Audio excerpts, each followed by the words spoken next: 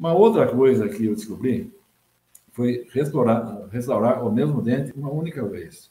Os seus pacientes não retornam com frequência para restaurar o mesmo dente?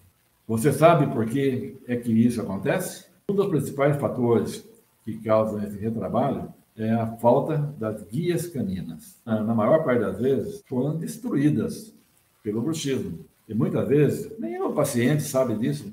Isso desmotiva você de ser dentista, devido ao grande número de retrabalhos. Você se sente derrotado, perde dinheiro e, o que é pior, perde muitos pacientes. Eles vão à procura de um outro dentista e tem a solução. Um dentista que conhece e sabe tudo de bruxismo, porque, por enquanto, é muito difícil de encontrar. Então, o seu paciente continua sofrendo, desanimado, desesperado, porque nenhum dentista consegue propor uma solução definitiva para as dores que ele tem.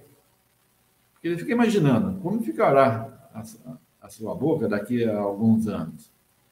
Sem dentes, usando prótese, ele vê a sua qualidade de vida cada vez pior. E vai se desesperando. Quando você tem uma pedrinha no sapato, machucando o seu pé, e você fica tomando remédio para aquela dor, é uma forma equivocada de eliminar o problema. É mais fácil, rápido e eficaz você simplesmente retirar o que está causando a dor. Tirou a pedrinha do sapato, resolveu o problema.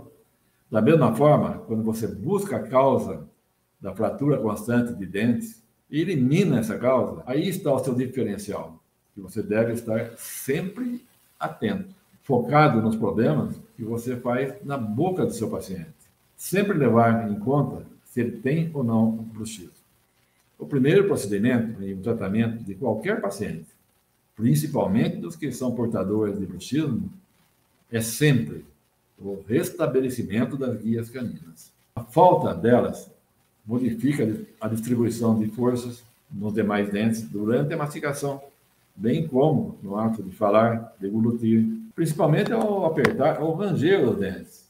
Isso causa uma deflexão do esmalte, provocando trincas, fraturas.